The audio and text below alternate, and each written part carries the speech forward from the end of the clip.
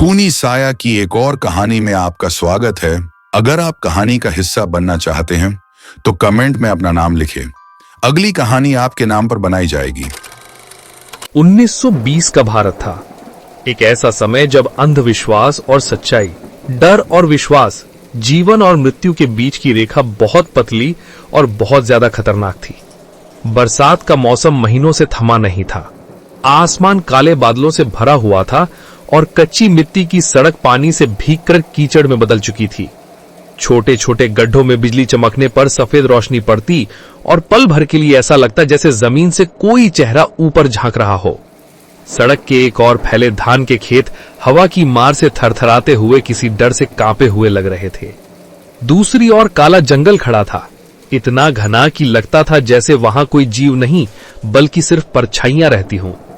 घटाटोप अंधेरा, चीखती हवा और बिजली की तेज चमक मिलकर एक ऐसा भयावह माहौल बना रहे थे कि कोई मजबूत से मजबूत इंसान भी कांप उठे।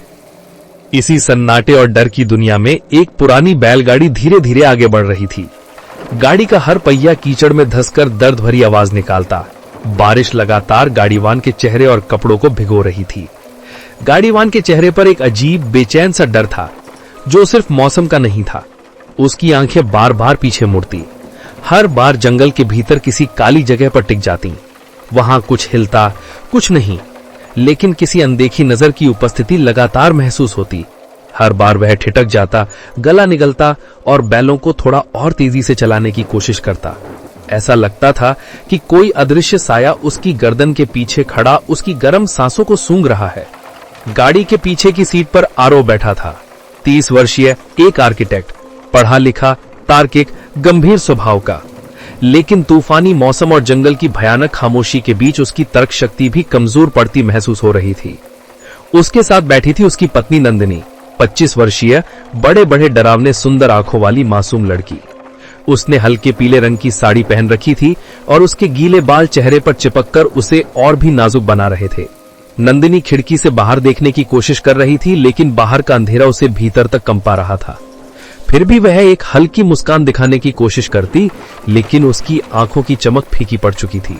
उस मुस्कान में कुछ अजीब था, जैसे वह सिर्फ आदत से हंस रही हो, लेकिन उसका भीतर किसी अनजाने डर से जकड़ा हो। कभी कभी उसकी आंखें जंगल की ओर टिक जाती और उनमें एक अजीब सी पहचान झलकती, जैसे वह उस जंगल को पहले से जानती हो, जैसे वह किसी ऐसे बुलावे को महसूस कर रही हो जिसे वह नकार नहीं सकती। गांव वालों ने उन्हें समझाया था कि हवेली में जाना ठीक नहीं।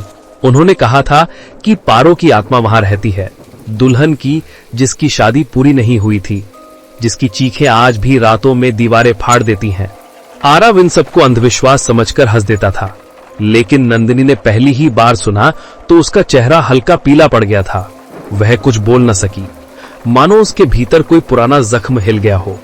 जैसे जैसे गाड़ी हवेली के पास पहुंचने लगी, हवा और ठंडी हो गई। ऐसा लगा जैसे आसपास का तापमान अचानक गिर गया हो। बैलगाड़ी के पहिए काई भरी जमीन पर चरमराने लगे और फिर हवेली सामने थी, बरसाती धुंध में डूबी हुई, टूटी खिड़कियों से अंधेरा झांकता हुआ। दीवारों पर उगी काई किसी जली हुई चमड़ी जैसी लगती थी। हवेली की छत पर बैठी 3 कौओं ने जोर से कांव कांव की। नंदिनी ने अनजाने में आरव का हाथ कसकर पकड़ लिया। उसकी उंगलियां बर्फ जैसी ठंडी थीं। आरव ने उसकी ओर देखा, उसकी सांसें तेज थीं, लेकिन उसकी आंखें हवेली को ऐसे देख रही थीं जैसे वह उसे पहचानती हो। हवेली के अंदर कदम रखते ही माहौल बदला। एक तेज और सीलन भरी बदबू नाक में घुस गई, ऐसी बदबू जैसे किसी पुराने ताबूत को खोला गया हो। लकड़ी के फर्श पर उनकी चाल की आवाज मजबूरी से गूंजती। दीवारों पर लगी पुरानी तस्वीरें धुंधली थीं, पर उनमें अनजानी आंखें दिखती, जैसे किसी की नजरें सीधे आपकी आत्मा को पढ़ रही हो। झूमर की परछाई दीवारों पर किसी स्त्री के लटकते हुए शरीर की आकृति बनाती। हर बार हवा चलती और वह आकृति ऐसे हिलती जैसे वह अभी अभी फांसी दी गई हो। रात पड़ते ही हवेली ने अपना असली रूप दिखाना शुरू किया। पहले एक भारी लकड़ी का दरवाजा अपने आप पूरी ताकत से बंद हुआ, फिर बिना हवा के झूमर हिलने लगा। दीपक अचानक बुझ गया, जबकि कमरे में हवा नहीं थी। एक ठंडी लपट जैसे किसी की उंगलियां आरव के गर्दन को छूकर गुजर गईं। आरव ने मुड़कर देखा, वहां कोई नहीं था, लेकिन नंदिनी हवेली की एक पुरानी दीवार के सामने खड़ी थी। उसकी आंखें ऊपर की ओर लगी थीं और वह दीवार पर बने काले धब्बों को ऐसे देख रही थी जैसे वह उसे समझा रहे हों, बता रहे हों, बुला रहे हों। फिर वह ऐसी भाषा में बोलने लगी जिसे आरव ने कभी नहीं सुना था। शब्द भारी गहरी आवाज में निकल रहे थे, जैसे किसी और के गले से आ रहे हों। दिन बीतते गए और नंदिनी में बदलाव और गहरे हो गए। कभी वह रात को उठकर अकेले हवेली के अंधेरे गलियारों में चलती। उसके पैर जमीन को छूते हुए भी आवाज नहीं करते, मानो वह चल नहीं रही, तैर रही हो। उसकी आंखें पूरी काली होने लगीं, जिसमें पुतलियों का कोई निशान नहीं दिखता था। आरव ने उसे कई बार ऐसी जगह देखा जहां वह उसे नहीं होना चाहिए था, जैसे वह बंद कमरे के भीतर बिना दरवाजा खोले खड़ी मिली। कभी वह पुराने दालान में जाकर किसी अदृश्य दूल्हे से धीरे धीरे बात करती, तुम आ गए, मैंने तो कहा था, मैं इंतजार करूंगी। जब आरव उसे हिलाता वह कुछ भी याद नहीं रखती। एक दिन आरव को हवेली के एक बंद कमरे में पुरानी फटी हुई दुल्हन की साड़ी मिली। उस पर सूखे खून के धब्बे थे और उस कपड़े में दबी एक लंबी काली चोटी। उसी रात नंदिनी ने वही साड़ी पहन रखी थी, बिना किसी कोशिश, बिना किसी बदलाव के। उसकी आंखों में पागलपन, लाल चमक और एक भयानक मुस्कान थी। ऐसी मुस्कान जो इंसान के चेहरे पर नहीं, सिर्फ आत्माओं पर होती है। आरव समझ गया, ये सिर्फ हवेली का डर नहीं, नंदिनी अब नंदिनी नहीं रहती। उसके अंदर कोई और है, कोई पुरानी आत्मा, कोई दुल्हन, पारो। पंडित ने बताया कि पारो की शादी की रात उसका खून बहा दिया गया था। उसका दूल्हा उसकी लाश भी नहीं ले जा पाया। उसकी आत्मा शादी के मंडप में कैद हो गई, उसी मंजिल पर जहां आरव और नंदिनी ठहरे हुए थे। उसने कहा कि हर नई दुल्हन उसकी जगह बन जाती है और वह शादी पूरी करने की कोशिश करती है, किसी भी हाल में।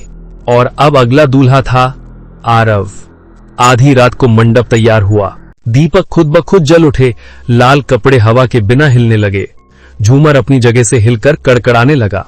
नंदिनी, या कहे पारो, पूरा दुल्हन श्रृंगार करके मंडप में खड़ी थी। उसकी आंखों में दूल्हे का इंतजार था, पर वह इंसान से ज्यादा किसी दानवी आत्मा जैसी लग रही थी। जैसे ही मंत्र शुरू हुए हवेली कांपने लगी, दीवारों से खून की लकीरें बहने लगी। कहीं कोई रोता, कहीं हंसता, कहीं कानों में बच्चों की चीखें गूंजती। नंदिनी का शरीर कभी खुद को, कभी पारो को दिखाता, जैसे दो आत्माएं लड़ रही हों। हवा आग की तरह गर्म हो गई, फर्श पर दरारें पड़ गईं, झूमर गिरने ही वाला था। आरव ने कांपते हाथों से यंत्र नंदिनी के माथे पर लगाया और मंत्र चिल्लाया, ओम नमः शिवाय। अचानक इतना तेज प्रकाश फूटा कि हवेली की हर दीवार सफेद हो गई। पारो चीखी, इतनी भयानक चीख कि कांच फट जाए। उसका चेहरा आग में जलने लगा, उसके हाथ दीवारें नोचते रहे। कुछ ही पल में उसकी आत्मा चीखते हुए हवेली की दीवारों में समा गई और हवेली फिर खामोश हो गई। नंदिनी बेहोश फर्श पर पड़ी थी। आरव उसे गोद में उठाकर रोने लगा। वह धीरे धीरे होश में आई और फुसफुसाई, तूने मुझे बचा लिया। सुबह होते ही दोनों हवेली से बाहर निकल आए। गांव वालों ने राहत की सांस ली। पंडित ने अंतिम बार कहा, श्राप दब चुका है, पर हवेली अभी भी अपवित्र है, इसे हमेशा के लिए छोड़ दो। वे चले गए, पर कहानी यहीं खत्म नहीं हुई। हवेली की दीवार पर खून से कुछ लिखा उभर आया, मेरा वादा अभी भी अधूरा है। और हवेली के गहरे अंदर से एक धीमी खौफनाक हंसी गूंजी, पारो लौटेगी।